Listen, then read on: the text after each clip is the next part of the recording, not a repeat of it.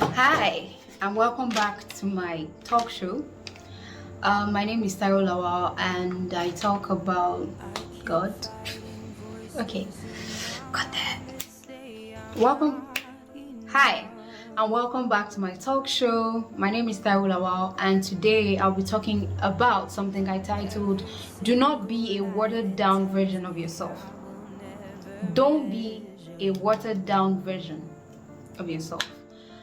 I feel like this topic speaks for itself. So I'll be treating three major things. And the first is being authentic, loving oneself really, having an opinion, which is the second, and death to comparison. So I'll unpack as I go on. So first off, I believe that many of the issues that many people have arise from the fact that we don't really know ourselves. We don't appreciate ourselves. We don't know who exactly we are. We don't know what we're capable of. And when we know what we're capable of, we tend to think it's not enough, it's not big enough, it's not enough. You understand? Some of us, we don't know our limitations. We don't know things we can't do. You understand? And even when we know the things we can do, we think it's not a big deal. That's not a big deal, right? So today I'll be talking about being authentic, being our original self, having an opinion, which is basically just being able to judge after having an informed. Just be authentic. Be authentic, yeah. Be original. And I don't think that is a big deal. It's not something you have to go to the space to discover. It just really means be yourself. Love yourself. Which basically just means accept yourself. It's the start point. Love who you are. Be grateful for who God has created you to be. And second is have an opinion. Have an opinion. I think it's very important that we don't always listen to everyone's voice. It's okay to listen to people's advice, appreciate the advice, understand the advice, understand what people are saying, hear people, hear Mr. A, Mr. B, but at the end of the day, we should be able to have an opinion. And I feel like having an opinion is basically just being able to judge circumstances. You've seen the circumstance, you've seen how this thing is. So what is your judgment about the circumstance? It's important to be able to listen to our gut feelings, to be able to understand God for ourselves.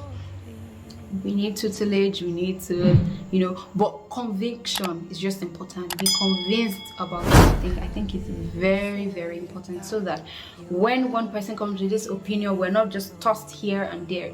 So I think it's important that we're able to sit and actually have an opinion. So that's the second one. And the third one, is a mini subtopic, and it's death to comparison. Oh my God, comparison. I mean, okay, I'll just start by saying I will refer us to a story in Exodus. Right now, I'm reading the book of Exodus, right? And it has a whole lot of stories. It's like the children of Israel are coming out of Egypt. They are going to the promised land. And so it gets to a point where God says to Moses that we need people to create some things that are very important. Okay, God wanted the altar, He wanted this, He wanted that, He wanted so many things to be created. And it was like, I have given some people the aptitude to be able to create all these things. That means that there are some people that God has just given a gift to be able to do some things. So He told them, so He mentioned the name, He said Bezalel and Oholiab. I don't know if I can pronounce it correctly, but that's how best I can pronounce it. He said, see, I have given these people the aptitude to do this, and I want you to call them out to do it. So what do I want to bring up from there?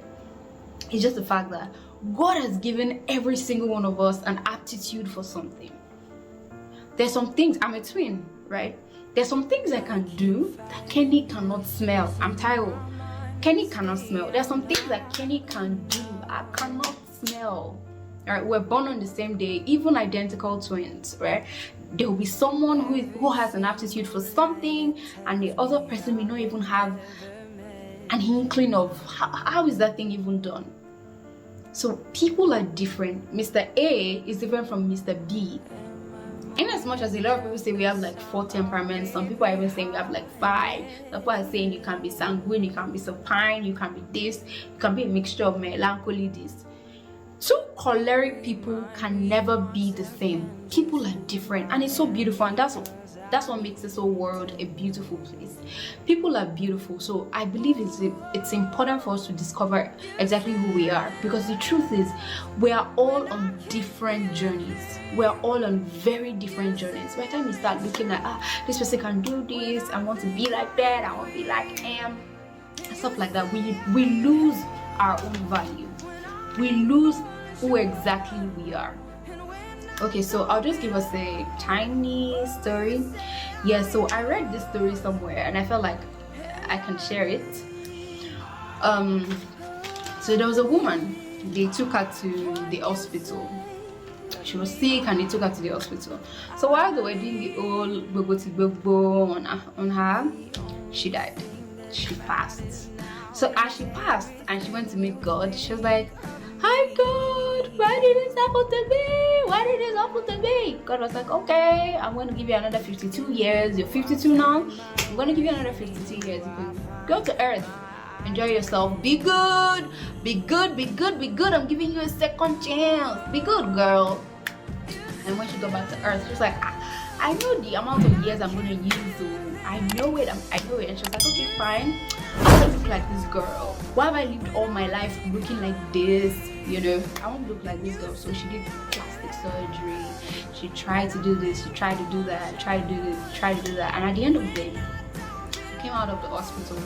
And as she was crossing after the plastic surgery, a trailer just hit her, jam her, and she died. And she went back to God. She was like, "God, you told me 52 more years." And God was like, I didn't tell you. Who are you? I don't even know you, sis. Who are you? And so she was like, "I'm the one." I was like, "Oh, you got plastic surgery done? I don't even know you. I don't know you, girl." Okay, so it's just bants, it's jokes. But what I'm really trying to say is, at the end of the day, it's important that we are who God has created us to be. It's okay if we have to improve on ourselves. But first of all, I feel it's important that we start from a place of, I know who I am. Know who God has called you to be, and walk in that, I would like to say essence. I don't think that's the right English to use, but just walk in the understanding in the rest of who you are, not trying to be like somebody else. Because if you walk from a place of who you are, you will be at peace. Also, I'd like to say, do not be your own worst enemy. Don't build a case against yourself. I'm sure there's like 1,000,001 people out there that are already like saying, "Yeah, you are this, you are too this." Why are you so bold? Who are you? Because this person has said you're too bold, you say, "Okay, fine, let me just mellow and let me water it down." But someone says you're gentle, you're such a gentle person, be harsh, give them action, let them know who you are. Do you understand? And then you try to be who you are not. You try to and stuff. Or you're in a place and that's not even who you are. The only way we can live a fulfilled life is living the essence of who we are exactly. Start from there. Try to know, what am I good at doing? Am I good at speaking? Do I like talking? Am I good at taking care of people? You know, some gentle people, I'm not saying some gentle people, they just love being around people, taking care of people. Get to know what gives you joy. What gives you joy, and walk in your authentic self. Don't say because, for instance, I've gone to school to read accounting because that's just the line, that's the course they gave me in Nigeria, for example. I'm just going to work in that's how I want to do it. No, try to understand, I'd like to say, your purpose. Who are you? Now, I'll give another example. I'd like to say that this world is like a puzzle. Okay, I'm just like, I'm comparing it to a puzzle, right? Imagine a puzzle, there are different parts. This person fixes here, this person can be fixed here, another person can be fixed here, here, here, here, here, here, here, here. And then the whole puzzle will come out as complete. Just imagine that every single part of that puzzle was the same size. What will fit to this edge? What will fit to this edge? maybe different puzzle parts, right? Maybe different puzzle parts. So what's supposed to fit to an area may be different from what is supposed to fit into another area. Imagine everybody is dragging to be like the next person. Every part of the puzzle may be different in size, maybe different in color, but they have a purpose and they have a place that they're supposed to be fixed in for the bigger picture, right? Just like the Bible used the human body, we cannot all be the same thing. For instance, in my face, one part is the eyebrow, one part is the nose, one part is my teeth, one part is my eyes, one part is my hand, my right hand, another is my left hand. Imagine everything is just right hand, face, right hand, neck, right hand, bone, right hand, everything. No. Everything has a part to play. Everyone has a part to play. And it is best that we work in that part, in that line that God has created us to be. And the beautiful thing is God has given us the aptitude to work best, to be the most effective and fulfilled in that line, in that place that God has created us to be. Imagine that we're in this world where all the fruits we have is maybe mango. Everything is just mango. You go this place, you want to buy one. No cherry, no orange, no banana. How would we do smoothies? No smoothie now, we just grind just mango.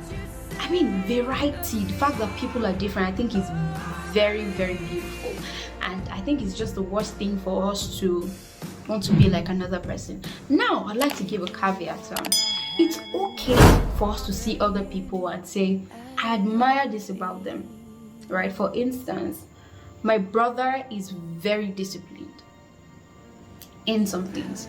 He's super disciplined. He works out, is up by perhaps 5 a.m. sometimes. He's working out, he's doing this, he's super active, hardworking. That's something I admire for myself because sis, right? But that doesn't mean I want to be like him exactly. I want to be running where he's running from here to. I can start from wherever I want to start from. The distance that I can try and continue to push myself. I cannot say now Usain Bolt can run whatever this thing in one. I mean, Farmer can't do that. So I'm just trying to say it's important for us to know our limitations, right? And also accept our limitations and the ones we can work on. Does not mean that if we have weaknesses, we now say it's me, it's my weakness. I just talk too much. That's who I am. I don't talk at all. I'm antisocial. Please. That's not the essence of what I'm trying to say. I'm just trying to say, first off, we're supposed to start from a place of accepting ourselves. This is how I am. Let me start from that place. What can I change? What can be better? And it's not coming from a place of comparison or competition, trying to be like other people. It's coming from a place of, I understand that I need to improve in this area. It's coming from a place of rest. And I think that is very, very important. So I'd like to say that it is important that we don't water down ourselves. Every time somebody says, babe, you're too bold. Why are you too bold? God may need that boldness for something in your town. There's a reason why he made you bold. Why are you gentle? God needs that gentleness. Maybe in your family, he knows that children can relate to you. He needs you to be gentle. Why are you fearless? God has made you courageous for a reason. Don't whittle down yourself or don't water down yourself because people say, why are you this? Why are you like that? Why do you talk? God needs you to speak against the evils that are happening. Why are you so this? Why are you so that? God needs those gifts that he has given you for something. He wants you to use it for something. So even though we are supposed to cover excesses and be wise in our application generally, but at the same time, God has given you that temperament for something. God has given you that personality for something. He wants you to use it for something beautiful. So don't whittle down yourself. Don't water down yourself. At the end of the day, you just realize that you don't even know yourself again. Like by the time this person says you are too like this, okay, let me trim down. You are too like this, trim down. You are too like this. At the end of the day, you just realize that you can't recognize this person anymore. So I just like to say that the best place to be, to work from, is from your authentic self, from your original self.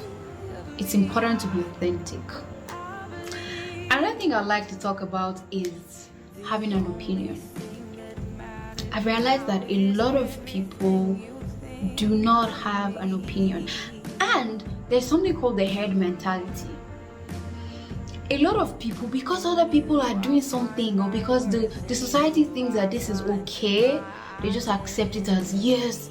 So it doesn't mean that every time you just want to be a contrarian or somebody that is contrary to everything because people are going, okay, let me just go here. That's not the point. But the point is, it is important that we're able to appreciate situations and take a stand. It is important that we have an opinion. Not like, first of all, it's not okay to be in the middle. I'm just there in the middle. I'm just there. For instance, they are saying, what is happening? What is this right or wrong? I don't know. It's nothing. I'm just there. Okay, there are some things that we can say they don't even bother on anything serious. For instance, maybe eating fish or eating meat. They ask you, I'm not talking about stuff like that.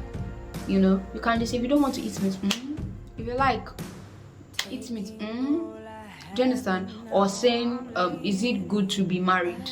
You can decide that I don't want to be married, or you want to be married. Do you understand? So those are not the kind of things I'm talking about. I'm talking about issues where we're supposed to have an opinion. Be able to have an opinion, which is basically, like I said from the start, is judging circumstances, judging situations, and coming up with a decision. I've decided that, okay, this is what this means. I've decided that this is what that means. This is not going to work for me, and this is going to work for me. Now, having an opinion does not mean we don't listen to people. It doesn't mean we don't listen to other people. But there are some times that, for instance, God has called you to do something. Sometimes it's not a conference call. Not everybody knows about it.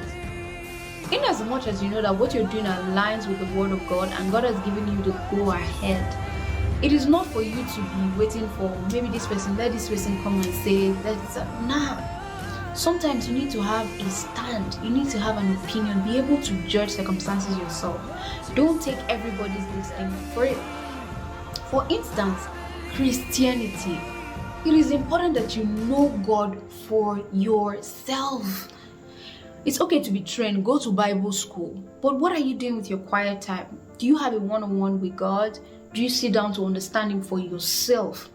Do you have a reason for yourself why you're a Christian? Did you give your life to Christ, or did they help you to give your life to Christ? It's important that we have an opinion. We have a stand. You know your why. You are convinced about what you're doing. And it's not just about herd mentality. I'm not a Christian because my parents are Christians. I'm a this because my parents are like that. No. What is it for yourself? Know God for yourself. Appreciate situations for yourself. Now, if 100 people, there are 100 people in a room and 99 of them are doing something, and you appreciate the circumstances for yourself, you consider the situation, and then you take it and say, okay, fine, I'm going to do what everybody's doing. That's okay. That means you've been able to use your own brain to think, and then you accept it. Beautiful. But that doesn't now mean that we don't take advice from people, we don't listen to people. I hope we understand the essence of what I'm saying, and it is not misinterpreted. And be wary of the kind of people that you allow to speak over you. It is not everybody that is supposed to be allowed to speak over us. You have someone that day in, day out, every day they're saying, you're good for nothing, you cannot amount to anything. That's not the kind of voice you allow in your head. Be wary of the kind of people that speak over you. It's very, very important so that you do not build a case against yourself. Those are not the people that are occupying your brain. It is very easy for us to allow other people's opinions to damage our self-worth. For instance, now, you want to play football, and because you made a mistake on the field, someone says, it's not your type, they're looking for here. Come out for road. It's not your type, they're looking for here. And then you just dump it because of that. That's a mistake. So it's important that you don't just allow another person's opinion of a particular situation be the end of everything for you. So just don't be wary of the kind of people that you allow to speak over you. I think it's very important that we take note of that. Now, it's not just about bad opinions. Sometimes some people's good opinion can be very wrong for you. I'll give you an example. God has said, Taiwo, leave your accounting job, for example. You're working in a bank. God says, I need you to leave this banking job. I mean, you're always given a word, you're always given this, you're always given that. And God says, leave that place. That's not where I want you to work. I need you to do something for me somewhere. Every other person can say, you're the best here now. Well, deep down, that's if you know. I'm not saying that's the general way. I'm not saying that's how God operates or that's not how God operates. I'm just giving an example. If you know God has said, leave that place, I mean, it will not make sense. They'll give you, I mean, it sounds like a good opinion, right? They say, don't live there, right? Don't live there, oh, you are the best there, you're getting an award, you're getting this at the end of the year, you're getting this. If God says you should leave. So sometimes some people's good opinion may not just be what is best for you. So it's important that you appreciate situations and then you make quality decisions according to God's word and what He has told you. So now I'm talking about comparison, competition. Jesus. This thing has stolen a lot from people. It has stolen from many people, comparing ourselves to other people. How are they doing? How did this? Because this person is doing this, let me be doing it too. Do you understand? We start to compare ourselves to people. I mean, we all started together. Why are they having this? Why don't I have it yet? Why? And stuff like that. There's something about I'd like to say that in life, our business in life is not to get ahead of other people, but really is to get ahead of ourselves, to be better than our yesterday, to be better than what we've done yesterday, to improve on ourselves. If there's anyone we're supposed to compete with, is our past self. It's not for us to be looking around, looking at people. I mean, I believe that comparing ourselves to other people is an abuse on ourselves. It's like you're not appreciative of who God has created you to be. For instance, personally, this is my own point of view. This is how I see it. I don't believe that anybody is better than me, and I don't believe that I am better than anyone. Okay, I understand that there are some things that some people are better than me in. But essentially, as human beings, I don't think that there's someone that will say that person is better than me. God has created us uniquely, and there's never a standard scale to compare everybody. Everybody is different. I cannot be better than everybody. Who am I better than, right? But at the same time, I don't believe that anybody will come and better. In what are we using to measure? Against what? What are we using to measure? It's important that we don't compare ourselves to other people. Everybody is on a different journey. Everybody's journey is different. Like I said, I'm a twin, right? I can't compare myself to my brother. He's different from me. Like, for instance, I like the arts. I like talking. He talks too. But he's in the math space, he's in the techie space, in all that technical stuff space. And I'm not interested. I'm not interested in stuff like that, right? I mean, doesn't mean I don't like using technology or whatnot. There's someone in my family, my younger brother is also a twin. He's very good with his hands. He can repair anything. If he looks at this, he knows how to, he will just connect this one to that. I cannot, not only can I not, I don't care about it. Like, I literally do not care about stuff like that. And I'm sure that there are some things that I do that they don't even care about. Like, what was this one doing? Do you understand? We are different people. What I'm just really trying to say is that we are unique human beings. We can do, if our artists, people that are artists, you realize that this person is not this person's style. All artists don't use the same style. Some people can draw in this way. Tomorrow, some people say this is the art. This is the standard. Everybody's standard is different. So when we compare ourselves to others, it's either it makes us bitter or it makes us vain. Actually, when we feel like we're better than other people, down on them, who are they? It's either it makes us vain or it makes us bitter because you shrink. You're like, oh my God, how are they like this? Why are they better than me? And stuff like that. It's okay to admire people. I mean, there are some things that some people do. I'm like, oh my gosh, right? We want great things for ourselves, right? It's okay to want to exceed expectations. That's excellence. Exceeding expectations. That's great. It's okay to want to be the best, right? Be the best at what you do, whatever it is, be the best. It shows that you have an excellent spirit. You want to be outstanding, right? It's okay to want to be outstanding, but at the same time, it's not because you're competing. Why are you doing what you're doing? Are you doing what you're doing so that you'll be better than this person? Are you in a race with other people? For instance, they may not even know that you exist. They may not even be competing with you. There's something it just stresses us out. Competing with people, comparing ourselves to people, it's never really useful. It's never useful. We'll just stress ourselves out. And at the end of the day, you might even get that thing and it may not be something that you want. Jealousy, envying other people. I mean, there's an interpretation. It can be interpreted as you want something. For instance, jealousy. When you're jealous of someone, you can interpret it to mean you want something. But you can also introspect and understand, do I really want this thing, or do I just want to feel like I'm better than this person? It's the worst thing ever. You are unique. That person is unique. Stay in your lane. You are the best in your lane. Stay in your own lane and just shine your lane. Be grateful for whatever it is you have. I just really like to say that loving oneself really means you're appreciative to God. You understand yourself. You accept your gifts. You know your strengths. You know your weaknesses. You know your limitations. You know what you're supposed to work on, right? At the end of the day, you're still very appreciative to God that, God, you've created me like this and I'm grateful for this. I accept myself. I'm going to be better. I'm not in a race with anybody. Live a very tranquil life. Be chilled. If you're not in a race with anybody, you be chilled.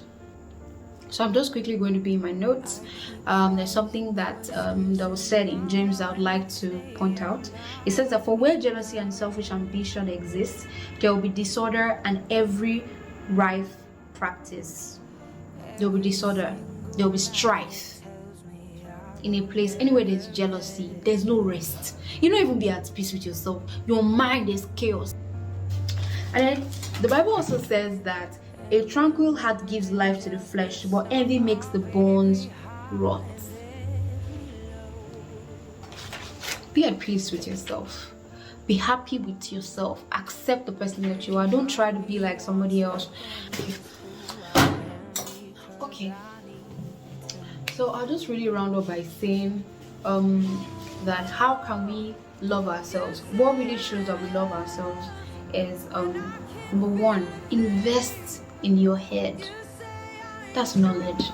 Knowledge is very important. The Bible says that my people perish because of lack of knowledge. Please invest in your head. It's very important to know. It's very important to know. It's very important to know. Know things. Be open to learning. It doesn't mean that at the end of the day you realize that a lot of people that people write in their books is opinions. That this person said it, Mr. Professor, that person, this person, that person said it, does not mean it is valid or it is not valid. But most of these things are people's perceptions, right?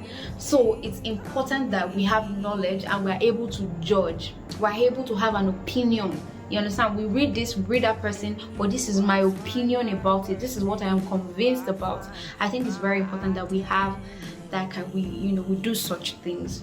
I think it's very important. So invest in your head, have knowledge, have different knowledge, know things, be open to learning. It's very important. Then another thing, and I heard this thing from Mama Funke Felix Adejumo, and I just held it. I'm like, this is amazing. And she said, invest in your head, like I said. And she said, second, invest in your hands. Invest in your hands. There's some things you can do with your hand. There's some things you can do with your hand. So because of this, I said, okay, fine. Let me do a business that I have to do with my hands, something. And I started Filter Fresh. That's by the way, let me at least do something with my hands. It's important. If you need to learn a skill that you can do with your hands, there's some times that you will not be able to do what your profession is about. When I said invest in your head, it could be profession wise, career wise, about different things, know what's happening in the world, be on Twitter. I'm just saying, right? Because Twitter gives you information if you use it the right way. You get to know things, right? So that's what I was saying about that. And then the second one is invest in your hands. Come on, it's about skills. Invest, know how. It's important to know how. Just know how things are done with your hands. I think that was an excellent advice, and it's something that I take. Just build yourself day by day. Be patient with yourself. Be patient with yourself. In fact, we're going to fail a lot of times. And like they say, failure is an event, it's not a person, it's not you. And it really shows that the feedback is that you're trying something new, you're trying something you don't know how to fix, you don't know how it is done. Be patient with yourself. Be patient with yourself. Accept yourself. I mean, the thing is, a lot of people don't even like themselves. So when the people of the world, when they see someone that actually likes himself, people that are authentic, they want some of that. They're like, who are you? They're like, who are you? I want to know you. Do you understand? When you're authentic, when you're yourself, people want to know, who are you? There's something different. And most people that are standing out in the world, most people, they're authentic people. It does not mean that what they're doing is whatever. That's not what I'm saying. But like a lot of people that are standing out, they're people that are very authentic. They are living their truest selves. They're not faking. They're not trying to fake. They are living what they want to live. It does not mean that when I say be authentic, it now does not now mean let me just do anything, let me be foolish, let me be wild. It's not about being wild, but it's about being original, being what God has created us to be. Just living in the glory that God has given us. Thank you for listening. Every single lie that tells me I will never measure up.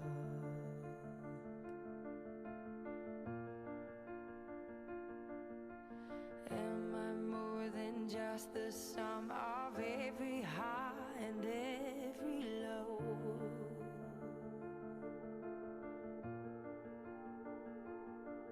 Remind me once again just who I am, because I need